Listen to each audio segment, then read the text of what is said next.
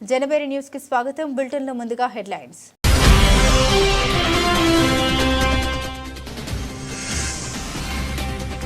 AP assembly సమావేశాలు. Speaker Ayyanna Patrudu అధ్యక్షతన శాసనసభ వ్యవహారాల సలహా కమిటీ బీఎస్సీ భేటీ.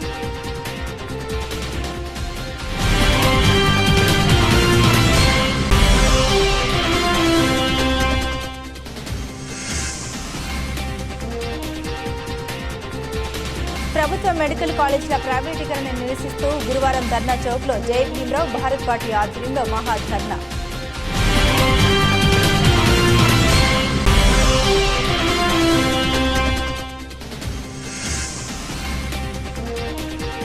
అవుట్ఫాల్ డ్రైన్లలో డిసిప్లిన్ పనులు నిరంతరాయంగా జరుగుతూ ఉండాలి. విజయవాడ నగరపాలక సంస్థ కమిషనర్ ధ్యానచంద్ర హెచ్ఎం ఆదేశాలు.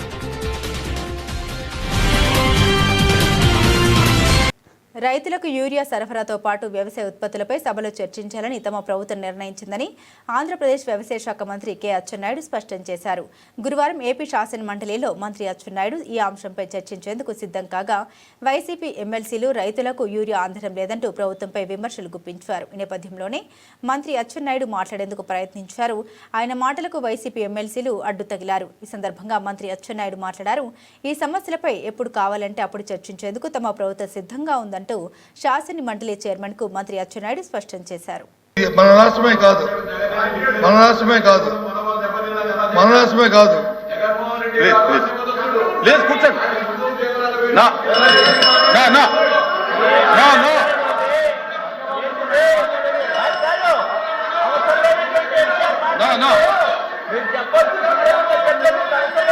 దయచేసి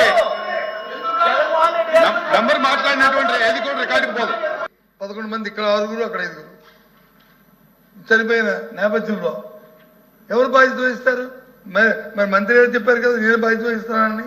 మళ్ళీ ఎందుకు సైట్కి మళ్ళీ జగన్మోహన్ మాజీ ముఖ్యమంత్రి గారి గురించి లేకపోతే ఉప ముఖ్యమంత్రి గారి గురించి లేకపోతే ముఖ్యమంత్రి గారి గురించి ఆ అంశం ఎందుకు వచ్చింది చర్చలోకి?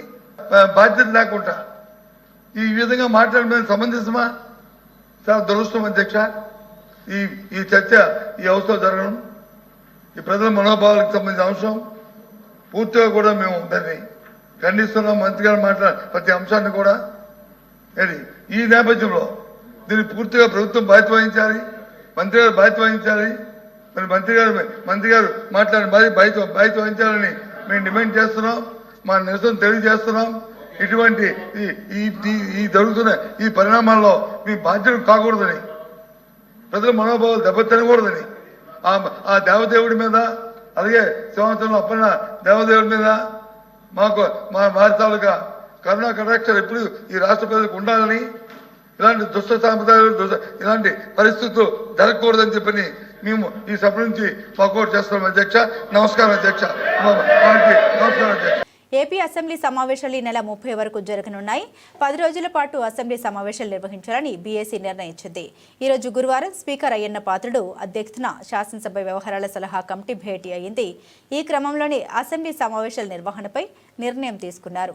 సభలో చర్చించేందుకు గాను 18 అంశాలు తెలుగుదేశం పార్టీ ప్రతిపాదించింది. నేడు జీఎస్టీపై సభలో చర్చించనున్నారు. కేంద్ర ప్రభుత్వం జీఎస్టీ స్లాబ్లు తగ్గించడం వల్ల ధరలు తగ్గడం, ప్రజలకు కలిగిన లాభంపై ఇవాళ సభలో ఆర్థిక మంత్రి పయ్యావుల కేశవ్ ప్రకటన చేయనున్నారు. ఈ ప్రకటనపై పలువురు ఎమ్మెల్యేలు మాట్లాడనున్నారు. కేంద్ర ప్రభుత్వాన్ని అభినందిస్తూ ముఖ్యమంత్రి చంద్రబాబు సమాధానం ఇవ్వనున్నారు. అలాగే రేపు శుక్రవారం జలవనరులపై సభలో చర్చ జరగనుంది. 22న శాంతి భద్రతలు, 23న వైద్య ఆరోగ్యం, 24న పరిశ్రమలు, 25న సూపర్ 6, 26న క్వాంటం, 27న లాజిస్టిక్స్, 29న స్వర్ణాంధ్ర దిశగా ఏపీ, 30న రాయలసీమ, కోస్తా, ఉత్తరాంధ్ర అభివృద్ధిపై చర్చించనున్నారు.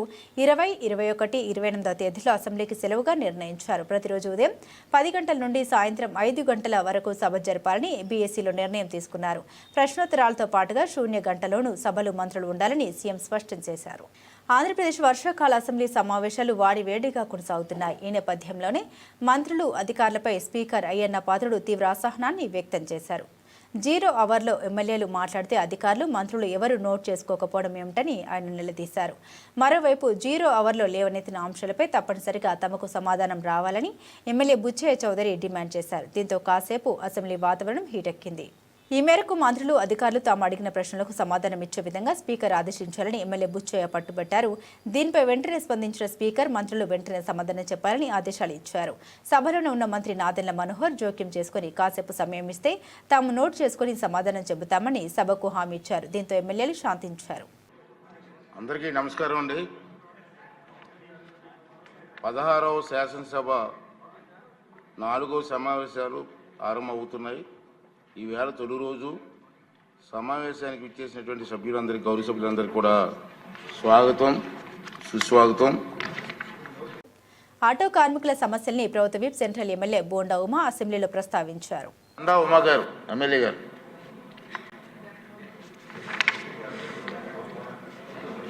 ధన్యవాదాలు అధ్యక్ష. ఏదైతే మొన్న శ్రీశక్తి పథకం, ఏదైతే ఉచిత బస్సు ప్రయాణము మా నియోజకవర్గంలో ఆర్టీసీ బస్ స్టాండ్లో గౌరవ ముఖ్యమంత్రి గారు ప్రారంభించారు అధ్యక్ష. అది బ్రహ్మాండంగా సక్సెస్ అయింది. ప్రజలందరూ కూడా సంతోషంగా ఉన్నారు అధ్యక్ష. దాని తర్వాత ఆటో వాళ్ళకి కొన్ని సమస్యలు వచ్చినాయి అధ్యక్ష. దాంట్లో విజయవాడలో ముఖ్యంగా ఈ ఫ్రీ జోన్ అని పెట్టారు. అది కూడా ఇంతకుముందు కూడా పెట్టాం. దాన్ని ఏదో రద్దు చేస్తా ఉన్నారు. ఆ ఫ్రీ జోన్ కూడా లిఫ్ట్ చేయమని అడిగాం అధ్యక్ష. ఆటో కార్మికుల గురించి ప్రధానంగా కూటమి ప్రభుత్వం అధికారంలోకి వచ్చేటప్పుడు పార్టీల పరంగా కూడా వాగ్దానం ఇచ్చాం అధ్యక్ష. మనం మేనిఫెస్టోలో పెట్టాం అధ్యక్ష. జీవో నెంబరు 21 అని ఏదైతే ఫైన్స్ పెడుతున్నారో ఆ ఫైన్స్ని రద్దు చేస్తామని చెప్పాం అధ్యక్ష. జీవోని రద్దు చేస్తాం 21 అని చెప్పి. అది దయచేసి గౌరవ ముఖ్యమంత్రి గారికి, గౌరవ ప్రభుత్వాన్ని అడుగుతున్నాం అధ్యక్ష. తప్పనిసరిగా 021 ఇవాళ ఫ్రీ బస్ పెట్టినందువల్ల ఆటో కార్మికులు కనీసం 200-300 రూపాయలు కూడా ఇంటికి తీసుకెళ్ళలేకపోతా ఉన్నారు. వాళ్ళు చాలా ఆకలితో అలమటిస్తూ ఉన్నాయి వాళ్ళ కుటుంబాలు. కాబట్టి ఆ జీవో నెంబర్ 21 ఏదైతే మనం మేనిఫెస్టోలో పెట్టినటువంటి విధంగా ఆ జీవో నెంబర్ 21ని రద్దు చేయమని అడుగుతా ఉన్నాం. ఇవాళ 1963 అమెండ్మెంట్ ఇవాళ సభలో తీసుకొచ్చారు అధ్యక్ష. ఇప్పుడే బిల్స్ చూశాను నేను. దీంట్లో గ్రీన్ ట్యాక్స్ని తగ్గిస్తూ డిసిషన్ తీసుకున్నారు అధ్యక్ష. చాలా సంతోషం అధ్యక్ష. ఇది ఎప్పుడో లాంగ్ పెండింగ్ ఇష్యూ. మనం గవర్నమెంట్ వచ్చిన సంవత్సరం నుంచి ఆటో కార్మికులందరూ గ్రీన్ ట్యాక్స్ రద్దు చేయమని అడుగుతా ఉన్నారు. కనీసం తగ్గిస్తున్నందుకు ప్రభుత్వానికి ధన్యవాదాలు తెలియజేస్తున్నాం అధ్యక్ష. తర్వాత సంక్షేమ బోర్డు ఒకటి పెడతామని చెప్పి అనుకున్నాం అధ్యక్ష. అదొకటి ఆ మేనిఫెస్టో దాంట్లో ఈ సంక్షేమ బోర్డు కూడా పెట్టి ఇవాళ ఆటో కార్మికులు రాష్ట్ర వ్యాప్తంగా, నా నియోజకవర్గంలో కాదు అధ్యక్ష, రాష్ట్ర వ్యాప్తంగా చాలా ఇబ్బందులు పడుతూ ఉన్నారు. ఆటో కార్మికుల్ని ఆదుకోమని చెప్పి ఆటో కార్మికుల్ని దీన్ని దృష్టి పెట్టడానికి ఒక కమిటీ కూడా ఆల్రెడీ గౌరవ ముఖ్యమంత్రి గారి దృష్టి తీసుకెళ్తే 15,000 రూపాయలు రేపు దసరా నుంచి ఆటో డ్రైవర్లందరికీ అనౌన్స్ చేశారు అధ్యక్ష. చాలా హ్యాపీ ఫీల్ అయ్యారు ఆటో డ్రైవర్లందరూ కూడా. కానీ మిగతా ఇష్యూస్ ఉన్నాయి అధ్యక్ష. కనీసం సంవత్సరానికి 15,000 రూపాయలు ఇస్తున్నాం.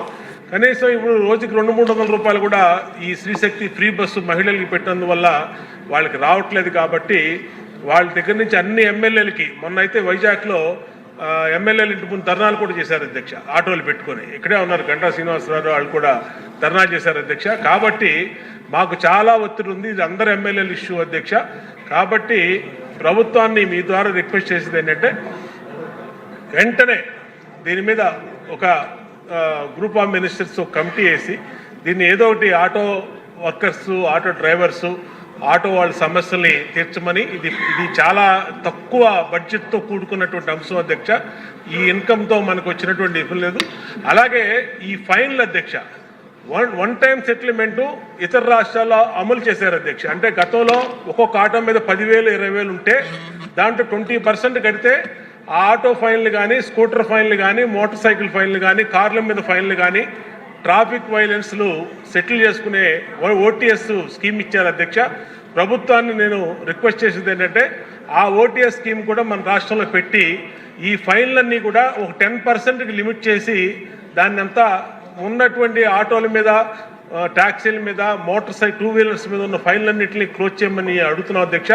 ఈ జీవో నెంబర్ 21 ద్వారా 10,000, 20,000 ఇష్టారీతిన ఫైన్లు వేస్తారు అధ్యక్ష. ఏ అధికారి కానీ, మన మంత్రి గారికి అనేకసార్లు చెప్పాం, ఎవరూ కూడా పట్టించుకోవట్లేదు అధ్యక్ష. దీని మీద దయచేసి తమని రిక్వెస్ట్ చేస్తా ఉన్నాం. ఇది సీరియస్ అంశంగా తీసుకుని దయచేసి వెంటనే రెస్పాండ్ అయ్యి జీవో నెంబర్ 21 అలాగే ఈ ఇష్యూలు ఏవైతే చెప్పామో వాటి మీద స్పందించమని కోరుతున్నాం. సహజాన్ గారు. 2024లో వచ్చిన ఇంటిగ్రేటెడ్ గ్రీన్ ఎనర్జీ పాలసీలో రియల్ టైమ్ అనే నిబంధనతో పారిశ్రామికీకరణకు విఘాతం కలుగుతోందని మైలవరం ఎమ్మెల్యే వసంత కృష్ణప్రసాద్ పేర్కొన్నారు. ఆంధ్రప్రదేశ్ రాష్ట్ర అసెంబ్లీ సమావేశంలో పాల్గొన్న ఎమ్మెల్యే వసంత కృష్ణప్రసాద్ గురువారం మాట్లాడారు. 2024లో ఈ పాలసీలో సంప్రదాయేతర విద్యుత్ వనరులు సోలార్, విండ్ పవర్ నుండి 15 నిమిషాల్లో ఉత్పత్తి అయిన విద్యుత్ను అదే 15 నిమిషాల్లో సద్వినియోగం చేసుకోవాలని రియల్ టైమ్ అనే పేరుతో క్లాస్ పెట్టారన్నారు. సోలార్, విండ్ ఈ రెండు ప్రకృతిపై ఆధారపడి విద్యుత్ను ఉత్పత్తి చేస్తాయన్నారు. సోలార్ సూర్యరశ్మిపై, విండ్ పవర్ వాయుపై ఆధారపడి విద్యుత్ను ఉత్పత్తి చేసే క్రమంలో అదే సమయంలో పరిశ్రమలు ఆయా విద్యుత్ను ఉపయోగించుకోవడం అసాధ్యమన్నారు. సోలార్ పవర్ జనరేషన్ మేఘాలు అడ్డం వస్తే ఆగిపోతుందని, విండ్ పవర్ ఏడాదిలో 4 నెలలు మాత్రమే ఉత్పత్తి అవుతుందన్నారు. రియల్ టైం నిబంధన వల్ల పరిశ్రమలకు ఎటువంటి ప్రయోజనం లేదన్నారు. వసంత కృష్ణప్రసాద్ గారు.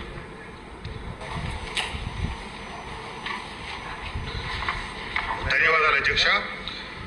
ఇంటిగ్రేటెడ్ క్లీన్ ఎనర్జీ పాలసీ 2024 ఏమైతే సబ్మిడియల్ ప్రెస్లో నేను ఇప్పుడే మీ దగ్గర అవకాశం తీసుకోవడానికి మీరు అనుమతించినందుకు ధన్యవాదాలు అధ్యక్ష. ఈ సాంప్రదాయేతర ఇంధన వనరుల్లో సోలారు, అట్లాగే పవన్ విద్యుత్తు, విండ్ పవర్ ఇవన్నీ ప్రకృతిని అనుసరించి నడుస్తాయి అధ్యక్ష. కానీ 2024 ఏమైతే మేలో ఎలక్షన్ టైంలో వచ్చిన జీవో, ఏ ప్రభుత్వం అనిశ్చిత పరిస్థితిలో ఉన్నప్పుడు, గత ప్రభుత్వం కానీ మన ప్రభుత్వం కానీ లేనప్పుడు తీసుకొచ్చిన జీవో అది. దాంట్లో ఏంటంటే 15 నిమిషాల్లో తయారైన విద్యుత్తుని ఆ 15 నిమిషాల్లోనే వాడుకోవాలి. రియల్ టైం అనే ఒక క్లాస్ పెట్టారు అధ్యక్ష. సోలార్ పవర్ అనేది డేలోనే ఉత్పత్తి అవుద్ది, మధ్యలో మేఘాలు వస్తాయి. పవన్ విద్యుత్తు, విండ్ పవర్ అది సంవత్సరంలో 4 నెలలే వస్తుంది. దాన్ని ఆ పర్టికులర్ టైంలోనే వాడాలి, మిగిలింది బ్యాంకింగ్ మేము ఇవ్వము అనే ఒక నిబంధన పెట్టి పేరుకి టైటిల్ పెట్టారు తప్పితే వాస్తవంలో పరిశ్రమలకి ఇది ఉపయోగపడేది కాదు. అంతేకాకుండా కొత్త పాలసీ ఇచ్చినప్పుడు ఆ రోజు నుంచి వచ్చిన అప్లికేషన్లను మాత్రమే పరిగణలోకి తీసుకొని ముందుకెళ్లాలంటే పాత వాటిని కూడా కొత్త జీవోలోకి తీసుకొచ్చి పాత నిబంధనలకు అనుగుణంగా అన్ని అనుమతులు తీసుకున్న వాటిని కూడా అధికారులు ఇబ్బందులు పెడతా ఉన్నారు అధ్యక్ష. అట్లాగే ఏపీఆర్సీ కూడా పూర్తి కమిటీ లేనందువల్ల ఈ సమస్యల మీద పరిశ్రమలు అప్పీల్ చేసుకుంటే వాటిని కూడా పరిష్కరించే నాదుడు లేకుండా అయింది. దయచేసి మంత్రి గారితో ఈ విషయాన్ని పలు సందర్భాల్లో చర్చించడం జరిగింది అధ్యక్ష. ఈ 2024 ఏవైతే ఇంటిగ్రేటెడ్ క్లీన్ ఎనర్జీ పాలసీలో మన ఆరుమల్లి రాధాకృష్ణ గారు చెప్పినట్టు రియల్ టైం అనే పదం ఈ భవిష్యత్తులో మనం ఏమైతే పెద్ద ఎత్తున ఉత్పత్తి చేద్దాం అనుకున్నామో ఆ ప్రయత్నానికి పెద్ద విఘాతం కలుగుతా ఉంది. లైన్ లాసెస్, బ్యాంకింగ్ లాసెస్ రూపేణా 8% ప్రభుత్వం తీసుకుంటా ఉంది. పగలు విద్యుత్తుని సాయంత్రం పీక్ అవర్స్ లో కనుక ప్రభుత్వం సరఫరా చేయాలంటే ప్రభుత్వానికి నష్టం వస్తే 8% కాకపోతే 12% బ్యాంకింగ్ ఛార్జెస్ తీసుకోవచ్చు, లేదా 15% తీసుకోవచ్చు. కానీ కొత్తగా పరిశ్రమలకి క్యాపిటల్ పవర్ కింద తీసుకోవాలంటే వీళ్ళు పెట్టిన నిబంధనల్లో తీవ్రమైన ఇబ్బందికరం. ఇది చంద్రబాబు నాయుడు గారు లాంటి ప్రభుత్వంలో, దారిద్ర్య ప్రభుత్వంలో ఆ నిబంధన పూర్తిగా ప్రభుత్వం దృష్టి పెట్టి సవరణ చేయాలని చెప్పి మీ ద్వారా ప్రభుత్వాన్ని మంత్రి గారు కోరుతాను అధ్యక్ష. ధన్యవాదాలు. ప్రభుత్వం పీపీఈ విధానం ద్వారా ప్రభుత్వ వైద్య కళాశాలని ప్రైవేటీకరణ చేస్తోందని మాజీ మంత్రి విడుదల రజని ఆరోపణ చేశారు. జై భీమరావు భారత్ పార్టీ కూటమి ప్రభుత్వ విధానాన్ని వ్యతిరేకంగా చేస్తున్న ధర్నాకు వైసీపీ మద్దతు ఉంటుందని వెల్లడించారు. ప్రభుత్వం వెంటనే ప్రభుత్వ వైద్య కళాశాల ప్రైవేటీకరణ ఉపసంహరించుకోవాలని వారు డిమాండ్ చేశారు. ప్రభుత్వం మెడికల్ కాలేజీల ప్రైవేటీకరణ నిరసిస్తూ గురువారం ధర్నా చౌక్లో జై భీమరావు భారత్ పార్టీ ఆధ్వర్యంలో మహాధర్నా జరిగింది. ఈ కార్యక్రమానికి జై భీమరావు భారత్ పార్టీ అధ్యక్షులు జడ శ్రావణ్ కుమార్, మాజీ మంత్రి విడుదల రజని, ఆమ్ ఆద్మీ పార్టీ నాయకులు నేతి మహేశ్వరరావు, దళిత బహుజన విద్యార్థి సంఘాల నాయకులు పెద్ద ఎత్తున పాల్గొన్నారు. ఈ సందర్భంగా మాజీ మంత్రి విడుదల రజని మాట్లాడారు. విద్యా, వైద్య నిరుపేదలకు దూరం చేయాలన్నదే కూటమి ప్రభుత్వ లక్ష్యమన్నారు. ఈ విధానాల్ని తిప్పికొట్టాల్సిన అవసరం ఉందన్నారు. ప్రభుత్వం కళాశాలలో ప్రైవేట్ భాగస్వామ్యం వల్ల పేద ప్రజలపై భారం పడుతుందన్నారు. ప్రభుత్వ విధానాల్ని కొనసాగనీయమన్నారు. అనంతరం జీవో కాపీలను తగలబెట్టారు. అందుకే ప్రభుత్వ రంగం మీ దగ్గర డబ్బులు లేవంటున్నారు, కొన్నింటికేమో మా దగ్గర బోల్డంత డబ్బు ఉంది అంటున్నారు. కేంద్రం నుంచి ఎందుకు తీసుకురారు? ఇప్పుడు మనకి జీఎస్టీలో 10,000 కోట్ల పైన మన నష్టం వస్తుంది. మన 10,000 కోట్లు. అందరికీ నమస్కారం. ఈరోజు ఈ ధర్నా చౌక్లో కూటమి ప్రభుత్వం చంద్రబాబు నాయుడు గారి నాయకత్వంలో ప్రభుత్వ మెడికల్ కాలేజ్ ప్రైవేటీకరణ అని తీసుకున్నటువంటి ఈ యొక్క ఆలోచనని వ్యతిరేకిస్తూ న్యూట్రల్గా జడా శ్రవణ్ కుమార్ గారు ఒక అడుగు ముందుకు వేసి ఈ ఆలోచన మంచిది కాదు, ఇది ప్రజా వ్యతిరేకమైనటువంటి ఆలోచన, ఈ ఆలోచనని ఎంబటే వెనక్కి తీసుకోవాలి, ఈ జీవోని రద్దు చేయాలి అని కూటమి ప్రభుత్వం నిర్ణయాన్ని వ్యతిరేకిస్తూ ఈ కార్యక్రమంలో భాగమవడం చాలా సంతోషంగా ఉంది. ఈ రోజున జడా శ్రవణ్ అన్న వేసినటువంటి ఈ అడుగులో భాగంగా రాష్ట్ర వ్యాప్తంగా కూడా ఈ యొక్క ఆలోచనకు, శ్రవణన్న ఆలోచనకు మద్దతుగా కూటమి ప్రభుత్వానికి వ్యతిరేకంగా అనేక మంది మేధావులు, విద్యార్థులు, ఉద్యోగ సంఘాలు, తటస్థులు అందరూ కూడా పాల్గొని జడా శ్రవణన్న తీసుకున్నటువంటి ఈ కార్యక్రమాన్ని అభినందించి మరి వారికి మద్దతుగా కూటమి ప్రభుత్వానికి వ్యతిరేకంగా మరి తరలి వచ్చినటువంటి ప్రతి ఒక్క అన్నకు, అక్కకు పేరు పేరున నా హృదయపూర్వక నమస్కారాలు తెలియజేస్తున్నాను. ముందుగా జై భీమ్రావ్ భారత్ పార్టీ నుంచి మా జడా శ్రవణ్ కుమార్ అన్న మరొకసారి ఇలాంటి ఒక గొప్ప పేద ప్రజలకి డాక్టర్ విద్య చదవాలనుకునేటువంటి విద్యార్థుల భవిష్యత్తు కోసం వేసినటువంటి తొలి అడుగుకి మరొకసారి నేను వారికి మనస్ఫూర్తిగా కూడా అభినందనలు, కృతజ్ఞతలు తెలియజేసుకుంటూ మీరు వేసినటువంటి ఈ తొలి అడుగు వైఎస్ఆర్ కాంగ్రెస్ పార్టీ పూర్తిగా మా యొక్క మద్దతు తెలియజేసుకుంటుందని తెలియజేస్తున్నాను. అవుట్ఫాల్ డ్రైన్లలో డీసిల్టింగ్ పనులు నిరంతరాయంగా జరుగుతూ ఉండాలని విజయవాడ నగరపాలక సంస్థ కమిషనర్ ధ్యానచంద్ర హెచ్ఎం అన్నారు. గురువారం ఉదయం తన పర్యటనలో భాగంగా one town, Tarapeta, BRP road, Nehru road, పాడి వీధి ప్రాంతాలన్నీ క్షేత్రస్థాయిలో పరిశీలించారు. ఈ సందర్భంగా కమిషనర్ మాట్లాడారు. అవుట్ఫాల్ డ్రైన్లలోని వ్యర్థాలను ఎప్పటికప్పుడు తొలగించాలని ఇంజనీరింగ్ అధికారులు, ప్రజారోగ్య అధికారులు సమన్వయంతో పనిచేస్తూ వ్యర్థాలని తొలగిస్తూ డీసిల్టింగ్ చేస్తూ ఉండాలని, మెషిన్లను వ్యర్థాలు తొలగించే ప్రక్రియలో పూర్తిస్థాయిలో ఉపయోగించాలని అధికారులను ఆదేశించారు.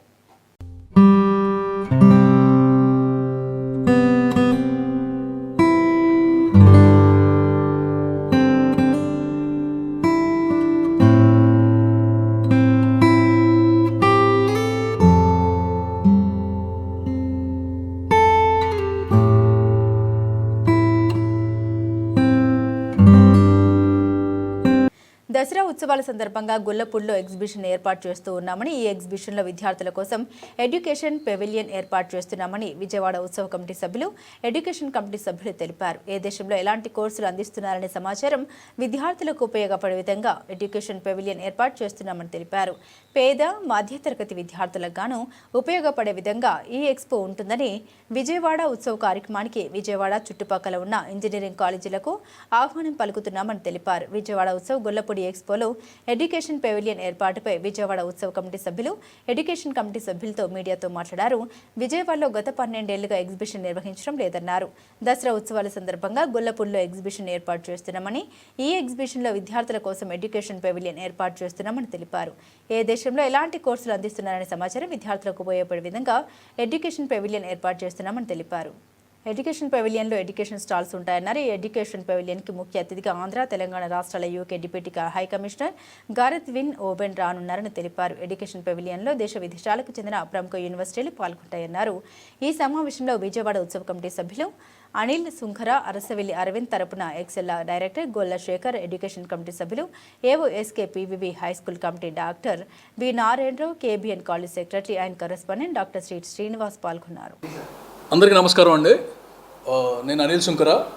ఇవాళ మీ ముందు నేను ప్రొడ్యూసర్గా రాలేదు, విజయవాడ నగర సభ్యుడిగా ఆర్ విజయవాడ నగర పౌరుడిగా మీ ముందున్నాను. గత 20 సంవత్సరాలుగా మన నగరం ఎంత డెవలప్ అయిందో ఏంటో అనేది నాకైతే ఏం తెలియదు. బట్ లాస్ట్ 12 సంవత్సరాలుగా ఇప్పుడు తెలిసింది ఏంటంటే, కనీసం మనకి మా చిన్నప్పుడు ఎగ్జిబిషన్ అనే ఈవెంట్ ఉండేది, అది కూడా లేదు. అంత ముందు వరకు ఏంటంటే వేసవి సెలవుల్లో వస్తే ఎగ్జిబిషన్కి వెళ్ళొచ్చు అనేది ఉండదు, అది కూడా లేదు. కాబట్టి విజయవాడ ఎగ్జిబిషన్ అండ్ విజయవాడ ఉత్సవ్ ఇది ఈ నగరానికి మరింత శోభ తీసుకొచ్చే విధంగా దసరా ఉత్సవాలు ఎప్పుడు మనం చేసుకునేవాళ్ళం, ఆ దసరా ఉత్సవాలను విజయవాడ ఉత్సవాలుగా మరింత ప్రాముఖ్యతతో, మరింత విజయవంతంగా అందరూ పాల్గొనేటట్టు, అంటే నగర పౌరులు అందరూ పాల్గొనేటట్టు చేస్తున్నాము. ఇందులో భాగంగానే అక్కడ ఎగ్జిబిషన్లో ఎడ్యుకేషన్ పెవిలియన్ పెడుతున్నామండి. ఈ ఎడ్యుకేషన్ పెవిలియన్లో మొత్తం నగర పిల్లలు, ఇంజనీరింగ్ స్టూడెంట్స్, ఎవ్రీవన్ ఇన్ఫర్మేషన్ కానీ, తర్వాత వాళ్ళ అవకాశాలు కానీ, విద్యా అవకాశాలు ఏ విధంగా ఉంటాయి, ఫారెన్ అంటే ఏ విధమైన అవకాశాలు ఉంటాయి, ఇక్కడ ఏ విధంగా ఎంటర్ప్రెన్యూర్షిప్ అవకాశాలు ఉంటాయి, ఇలాంటివన్నీ కూడా స్టాల్స్ అరేంజ్ చేస్తున్నాము. అలా స్టాల్సే కాకుండా ఎవ్రీడే ఏదో ఒక ఈవెంట్ జరుగుతూ ఉంటుంది ఎడ్యుకేషన్కి సంబంధించి. అంటే ఏ ప్రాముఖ్యత ఏంటి, రోబోటిక్స్తో ఏం చేయగలం, ఇలాంటిది రోజుకొక దీని కింద వెళ్తూ ఉంటుంది. అండ్ ఎవ్రీథింగ్ విల్ బీ మీకు అన్నీ పంపిస్తాం ఎప్పటికప్పుడు డీటెయిల్స్ అన్నీ. ఇది అందరూ పాల్గొని, అంటే మీడియా కానీ, మీరు మీడియా కంటే కూడా విజయవాడ పౌరులుగా ఇందులో పాల్గొని దీనికి మరింత పబ్లిసిటీ ఇచ్చి అందరికీ ఉపయోగపడేలాగా. బేసిక్గా ఎడ్యుకేషన్ పెవిలియన్ ముఖ్య ఉద్దేశం ఏంటంటే ఇక్కడి నుంచి ఇక్కడ ఏ ఆపర్చునిటీస్ ఉన్నాయి, ఫ్యూచర్లో ఏ ఆపర్చునిటీస్ వస్తాయి, ఏమైనా నేర్చుకోవచ్చు. నమస్కారం అండి. ఈరోజు ఇక్కడ విజయవాడ ఉత్సవ్ ఈవెంట్ సందర్భంగా నేను డాక్టర్ అరసవెల్లి అరవింద్ గారి తరఫున మాట్లాడుతున్నాను. సో ఈ విజయవాడ ఉత్సవ్ ఈవెంట్ మెయిన్ ఉద్దేశం ఏంటంటే విద్యార్థులకి, ఇందాక చెప్పినట్టుగా విద్యార్థులకి వాళ్ళ భవిష్యత్తు అంటే వాళ్ళ ఫ్యూచర్ ఎలా ఉండాలి, ఎలా వెళ్తే బాగుంటాయి అనే దానిపైన ఈ విజయవాడ ఉత్సవ్లో ఎడ్యుకేషన్ ఎక్స్పో అనేది కండక్ట్ చేయడం జరుగుతుంది. సెప్టెంబర్ 22 టు నవంబర్ 16 వరకు విజయవాడ ఎక్స్పో గ్రౌండ్స్లో గొల్లపూడిలో జరుగుతుంది. ఇందులో మన ఆంధ్రప్రదేశ్ అనే కాకుండా వివిధ స్టేట్స్ నుంచి యూనివర్సిటీస్ కూడా పాల్గొనడం జరుగుతుంది. మన ఇండియన్ యూనివర్సిటీసే కాకుండా యూకే, అమెరికా లాంటి దేశాల నుంచి కూడా యూనివర్సిటీ వాళ్ళు అక్కడ వచ్చి స్టాల్ పెట్టుకోవడం జరుగుతుంది. దీనివలన అంటే డబ్బులున్న వాళ్ళు ఎక్కడికి వెళ్ళినా సరే ఏదైనా నేర్చుకోగలరు, ఏదైనా రీసెర్చ్ చేసుకోగలరు, ఎక్కడికైనా పోగలరు. మెయిన్ ఉద్దేశం ఏంటంటే మిడిల్ క్లాస్ పీపుల్, అంటే బ్యాక్వర్డ్ క్లాస్ పీపుల్ ఉంటారు. సో రైతుల నుంచి, అంటే అగ్రికల్చర్ బ్యాక్గ్రౌండ్ నుంచి వచ్చి వాళ్ళు వేరే సిటీకి వెళ్ళి తెలుసుకునేంత అవకాశాలు వాళ్ళకు ఉండవు. అలాంటి ఉద్దేశంతో సో ప్రతి విద్యార్థి యొక్క తల్లిదండ్రికి విద్య యొక్క ఉన్నతి ఏంటి, విద్యా ప్రమాణాలు ఎలా ఉండాలి, ఉంటే మన రాష్ట్రంలోనే చదువుకుంటే ఎలా ఉంటుంది, బయటికి వెళ్తే ఎలా ఉంటుంది, ఎంత ఖర్చు వస్తుంది, చదువు యొక్క ప్రమాణాలు ఎలా ఉన్నాయి, కాలేజెస్లో ఎలాంటి ఫెసిలిటీస్ ఉన్నాయి, మన విద్యార్థులు ఏ కళాశాలలో చదివితే మంచి కెరియర్ ఉంటుంది అనేది విద్యార్థులే తెలుసుకోవడం కాకుండా పేరెంట్స్ కూడా వెళ్ళి ఒక్క ప్లాట్ఫామ్లో ఇక్కడ మన యూనివర్సిటీస్, బయట దేశం యూనివర్సిటీస్ గురించి కొత్త టెక్నాలజీస్ వచ్చినాయి. బిజినెస్ చేసే వాళ్ళకి బిజినెస్ ప్రోగ్రామ్స్లో కొత్త టెక్నాలజీస్ ఉన్నాయి. సాఫ్ట్వేర్ డెవలపర్ కావాలనుకున్న వాళ్ళకి సాఫ్ట్వేర్లో డిఫరెంట్ టెక్నాలజీస్ వచ్చినాయి. ఆర్టిఫిషియల్ ఇంటెలిజెన్స్ అని చెప్పి, డేటా సైన్స్ అని చెప్పేసి దీనిపైన మరింత అవగాహన విద్యార్థులకి, తల్లిదండ్రులకి ప్రొవైడ్ చేయాలనే ఒక ముఖ్య ఉద్దేశంతో మరి ఈ విజయవాడ ఉత్సవ్ ఎడ్యుకేషన్ పెవిలియన్లో దాదాపుగా మరి ఎంపీ గారి డైరెక్షన్ మేరకు వివిధ రాష్ట్రాల నుంచి కానీ, మన విజయవాడ చుట్టుపక్కల ప్రాంతాల నుంచి కానీ ఉన్నటువంటి పేరు ప్రఖ్యాతులు ఉన్న యూనివర్సిటీలు, కాలేజీలు, ఇంజనీరింగ్ కాలేజీలు కానీ, మెడికల్ కానీ, అలాగే జనరల్ ఎడ్యుకేషన్లో టాప్ కాలేజెస్ ఏవైతే ఉంటాయో వాళ్ళందరినీ కూడా స్టాల్స్ పెట్టడానికి వ్యక్తిగతంగా ఇన్విటేషన్లు అందజేస్తున్నాం. మరి వాళ్ళ వచ్చిన తర్వాత మంచి వైబ్రెంట్గా ఉండటం కోసం ఎలా అయితే కాలేజెస్లో అన్ని విషయాల్లో కూడా క్విజ్లో కానీ, జనరల్ విషయాల్లో కానీ, ఏఐలో రిలేటెడ్గా కానీ చిన్న ఇష్యూస్లో మామూలుగా టేకప్ చేసి ఎక్కువ మంది పార్టిసిపేట్ చేసే విధంగా కాంపిటీషన్స్ కూడా పెట్టి ఆ ఏరియా అంతా కూడా ఎక్కువ వైబ్రెంట్గా ఉండేలాగా చేయాలనేది సంకల్పంతో ముందుకెళ్తున్నాం. కనుక దీన్ని మరి మనం చుట్టుపక్కల ఉన్నటువంటి దాదాపుగా ఇంజనీరింగ్ కాలేజీలే దాదాపుగా 100 నుంచి 150 కాలేజీలు మన 2-3 జిల్లాల్లోనే ఉన్నాయి. ముఖ్యంగా వాళ్ళందరికీ కూడా ఇన్విటేషన్ ఎక్స్టెండ్ చేస్తున్నాం.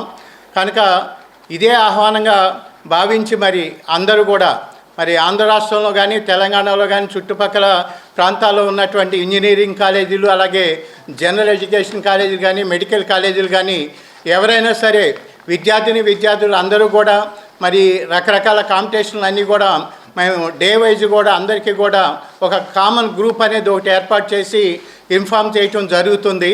మరి ఆ వాట్సాప్ గ్రూప్ ద్వారా తెలుసుకుని ఎవరినైతే మేము ఇన్విటేషన్ ఎక్స్టెండ్ చేసామో వాళ్ళందరినీ ఈ ప్లాట్ఫామ్లోకి తీసుకొస్తున్నాం.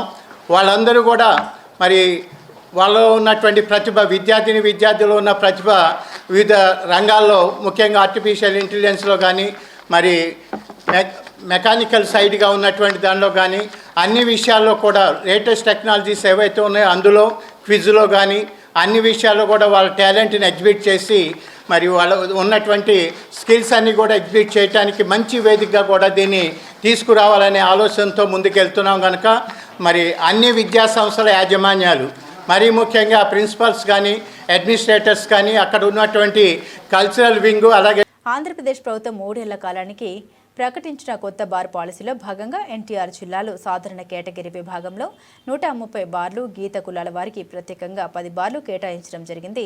తొలి విడత నోటిఫికేషన్లో భాగంగా ఓపెన్ కేటగిరీలో 69 బార్లు, గీత కులాల వారికి కేటాయించిన 10 బార్లు, మొత్తం 79 బార్ల కేటాయింపు గతంలో పూర్తి అయింది. ఎన్టీఆర్ జిల్లాలో ఓపెన్ కేటగిరీలో మిగిలిపోయిన 61 బార్ల కేటాయింపునకు ఈ నెల 3వ తేదీన మళ్లీ గెజిట్ నోటిఫికేషన్ విడుదల చేయడం జరిగింది. గడువు ముగిసే సమయానికి ఓపెన్ కేటగిరీలో ప్రకటించిన 61 బార్లకు గాను 7 బార్లకు మాత్రమే మొత్తం 28 దరఖాస్తులు వచ్చాయి. 54 బార్లకు ఒక అప్లికేషన్ కూడా రాలేదు. వీటిలో నిబంధన ప్రకారం కనీసం 4 దరఖాస్తులు వచ్చిన 7 బార్ల కేటాయింపు ప్రక్రియ ముందే ప్రకటించిన విధంగా గురువారం ఉదయం 8 గంటల నుండి విజయవాడలోని ఎన్టీఆర్ జిల్లా కలెక్టర్ శ్రీ పింగళి వెంకయ్య సమావేశ మందిరంలో జరిగింది.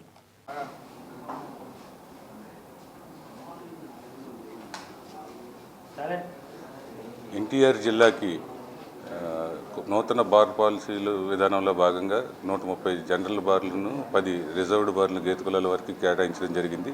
ఇందులో మొదటి విడత నోటిఫికేషన్లో మనం 79 బార్లు ఎన్టీఆర్ జిల్లాలో 4 అప్లికేషన్ వేసిన వారికి కేటాయించడం జరిగింది.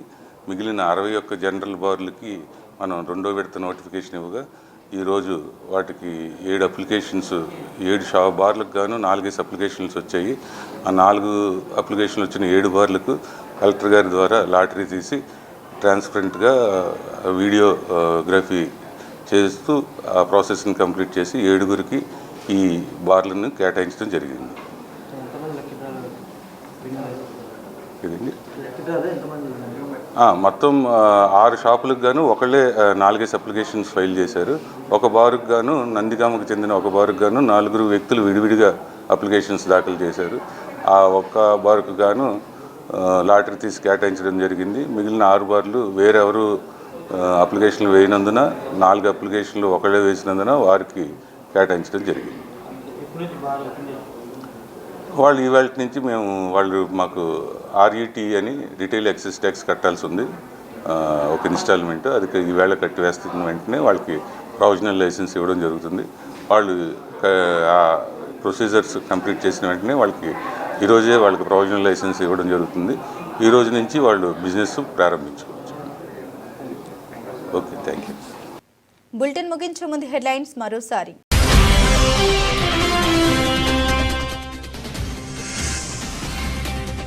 ఏపీ అసెంబ్లీ సమావేశాలు. స్పీకర్ అయ్యన్న పాత్రుడు అధ్యక్షతన శాసనసభ వ్యవహారాల సలహా కమిటీ బీఎస్సీ భేటీ.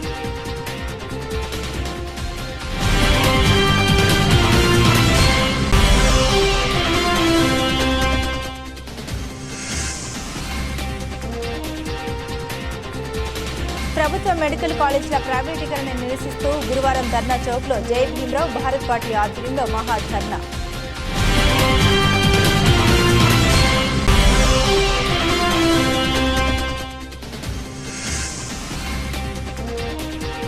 అవుట్ఫాల్ డ్రైన్లలో డిసిటింగ్ పనులు నిరంతరాయంగా జరుగుతూ ఉండాలి. విజయవాడ నగరపాలక సంస్థ కమిషనర్ ధ్యానచంద్ర HM ఆదేశాలు.